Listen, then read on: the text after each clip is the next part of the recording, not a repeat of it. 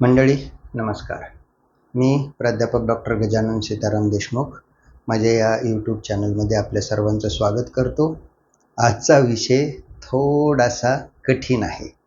कठीण या दृष्टीनं की आपल्या समाज बांधवांना कदाचित तो आवडणार नाही. मित्रांनो, आज मी बोलणार आहे जे आरक्षित गट आहे, इतर मागासवर्गीय, मग त्याच्यामध्ये आपण VJ किंवा NT, BCD असं म्हणतो, SBC म्हणतो. तर यांना एक अट असते जर त्या आरक्षणाचा लाभ घ्यायचा असेल तर, आणि ती अट असते तुम्ही नॉन क्रिमिलियर सर्टिफिकेट काढलेलं पाहिजे किंवा साध्या भाषेमध्ये तुम्ही उन्नत गटात मोडत नाहीत हे तुम्ही सिद्ध केलं पाहिजे. आता तुम्ही म्हणता देशमुख सर याच्यात काय अशी अडचणीची गोष्ट आहे? तर नुकताच शासनानं असा एक निर्णय घेतला की इतर मागास वर्गात जे लोक आरक्षणाचा लाभ घेतात आणि त्यांना नॉन क्रिमिलियरची जी मर्यादा आहे की 8 लाख उत्पन्नाच्या आत तुम्ही असाल तरच तुम्ही आरक्षणाचा लाभ घेऊ शकता. 8 लाखाच्या वर असेल तर तुम्ही उन्नत गटात मोडता.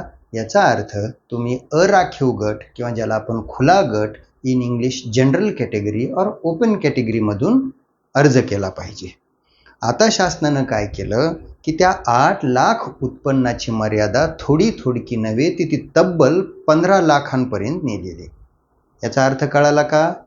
की असं गृहीत धरा मी प्राध्यापक आहे आणि माझं उत्पन्न वर्षाला 13 लाख 14 लाख आहे. आता माझा मुलगाही त्या आरक्षणाचा लाभ घेऊ शकेल का? तर नॉन क्रिमिलियरची मर्यादा तुम्ही जवळपास दुप्पटच केली. 8 लाखावरून सरळ 15 लाखावर नेली. उलट ती कमी असायला हवी. आरक्षण म्हणजे काय? सर्वात अगोदर ते थोडक्यात समजून घ्या की that is the representation of any community. कोणत्याही समाजाचं ते प्रतिनिधित्व आहे. बरं, आता नॉन क्रिमिलियरची अट कमी जरी केली तरी असं उदाहरण म्हणून समजा की एखादी जागा NT ब प्रवर्गाला जात आहे किंवा NTC NTD ते कोणतंही पकडा. आता जर तुम्ही उत्पन्नाची मर्यादा वाढवली तर NTB या कॅटेगरी मधलाच विद्यार्थी घेणं भाग आहे आपल्याला. पण तिथं अन्याय कोणावर होतो?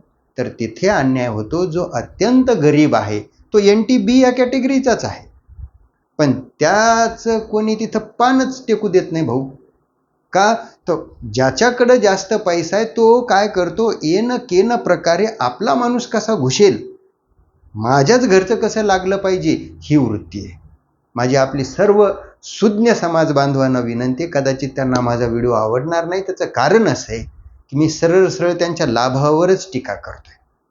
उद्या ते म्हणतील सर आमचेच मुलं लागले पाहिजे, आमच्याच घरातले माणसं लागले पाहिजे. ठीक आहे ना बाबा, तुम्ही लागलात ना, आणखीन किती आपल्याच घरचे. खुल्या गटातून करूयात ना आपण स्पर्धा, अराखीव गट आहे ना त्याच्यासाठी.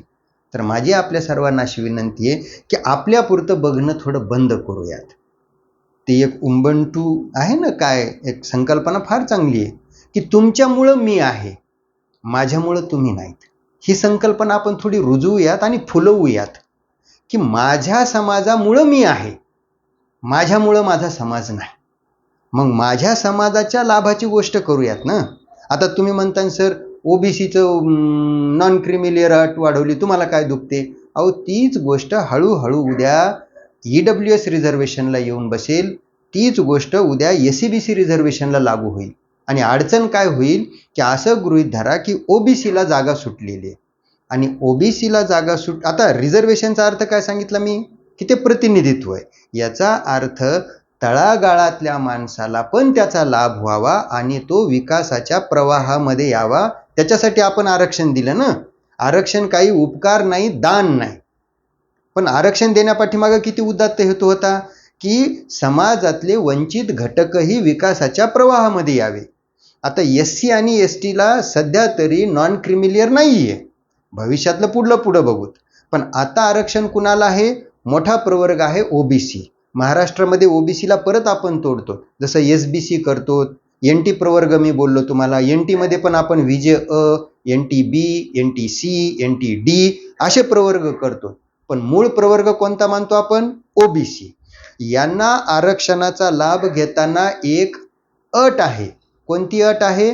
की तुम्ही उन्नत गटात मोडत नाहीत. उन्नत गटात म्हणजे तुमच्याकडे जे काही स्रोत आहेत उत्पन्नाचे, ते उत्पन्नाच्या स्रोतातून जे काही तुम्हाला उत्पन्न मिळतं ते किती आहे, मग ते शासन ठरवतं.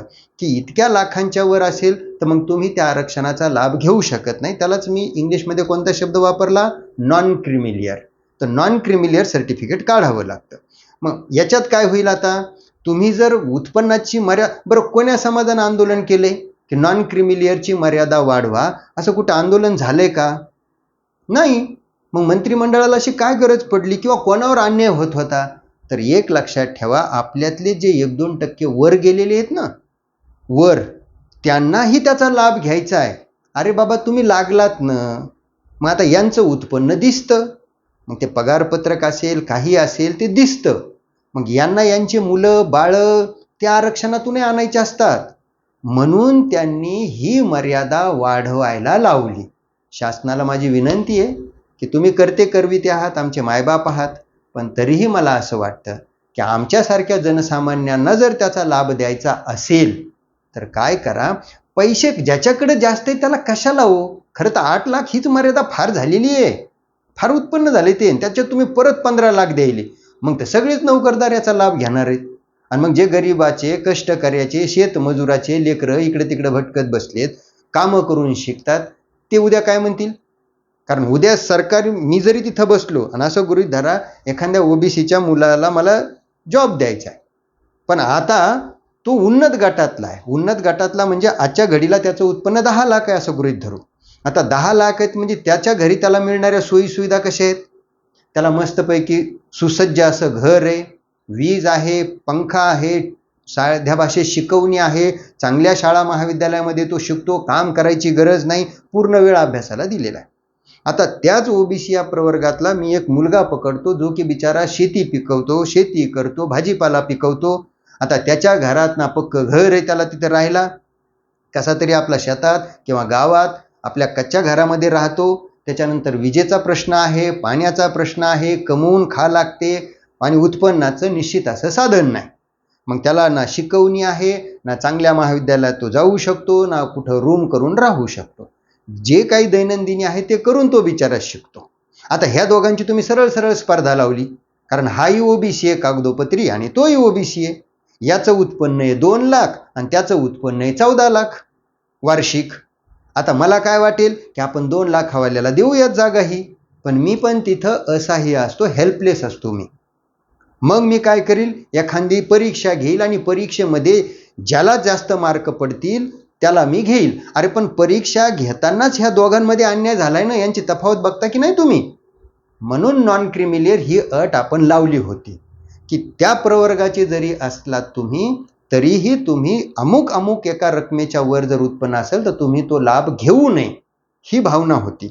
मग आता ती अट तुम्ही इतकी वाढवताय की म्हणजे प्रश्न पडतोय आम्हाला की हा मुद्दा कुणी मांडला की नॉन क्रिमिलियरची अट वाढवा. बरं, ती रातोरात पासही होऊन जाते. खेड्यापाड्यातल्या एखाद्या जनतेला विचारलं का की बाबा रे तुझं उत्पन्न 9 लाख झाले, 10 लाख करू का तुला? आणि मग तू नका करू असं मायबाप हो. गरीब, कष्टकरी, शेतमजूर, तळागाळातले जे वंचित घटकातले आहेत ना, हे ओबीसी प्रवर्ग, त्याच्यात मी एसबीसी पकडलेला आहे, त्याच्यातच एनटी प्रवर्ग, विजे सगळं पकडलेलं आहे. आणि याचा परिणाम उद्या मी परत म्हणतो ईडब्ल्यूएसलाही होणार आहे आणि एससीबीसी जे महाराष्ट्रात दिलेले त्यालाही होणार आहे. म्हणजे काय होईल, जे अगोदरच चांगले आहेत त्यांचं चांगलं व्हायलंय आणि जे बिचारे दुर्लक्षित आहेत ते दुर्लक्षित राहत आहेत. म्हणून मी सुरुवातीलाच माफी मागितली होती की बऱ्याच जणांना हा व्हिडिओ थोडा खटकेल, पण माझी नम्र विनंती आहे तुम्हाला मायबाप हो, आपल्याच प्रवर्गातला मुलगा पुढे येणारे तो आपल्याच घरचा असावा असा हट्ट धरू नका. आपल्याच प्रवर्गाचा आहे ना, मग त्याला जर त्याच्यात ती गुणवत्ता आहे तर मग तुम्ही फक्त आपल्या मुलाला सगळ्या सोयी सुविधा देऊन जर त्याच्याशी बरोबरी करत लावत असू तर ती चालणार. म्हणजे साधा मुद्दा घ्या, आपण एखाद्या शर्यतीमध्ये पळत आहोत, एखाद्याच्या पायात मस्तपैकी शूज आहे, चांगला पळायचा ड्रेस आहे, त्याला पिण्याचे चांगलं लगे असं तरतरी वाटेल असं पाणी आहे, आणि दुसऱ्याच्या बिचाऱ्याच्या पायात ना चप्पल ना शूज, ड्रेसही नीट नाही, आणि तेही लेकरू पळायले आणि तुम्ही म्हणता नाही ना सर आमचं लेकरू जिंकलं. अरे पण दोन्हीमध्ये तफावत बघ ना भाऊ. त्याची पार्श्वभूमी बघा, आपली पार्श्वभूमी बघा.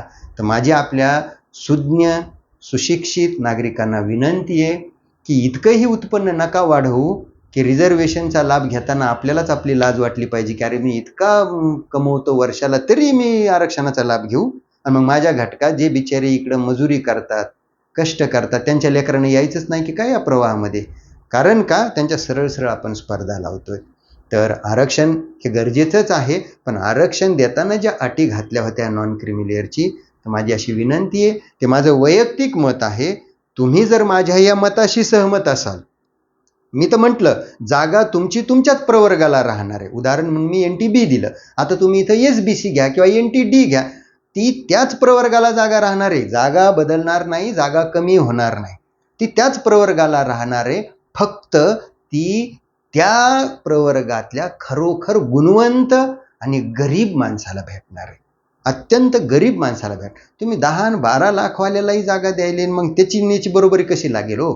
तर हे तुम्हाला आवडला असेल व्हिडिओ. माझं म्हणणं थोडक्यात, तुम्ही समजदार माणसात, भावना समजून घ्या, काही गोष्टी शब्दात सांगता येत नाहीत, तर कृपा करून हा व्हिडिओ जास्तीत जास्त लोकांपर्यंत पोहोचवा आणि लाईक सबस्क्राईब करायला मात्र अजिबात विसरू नका मंडळी. थांबतो. धन्यवाद.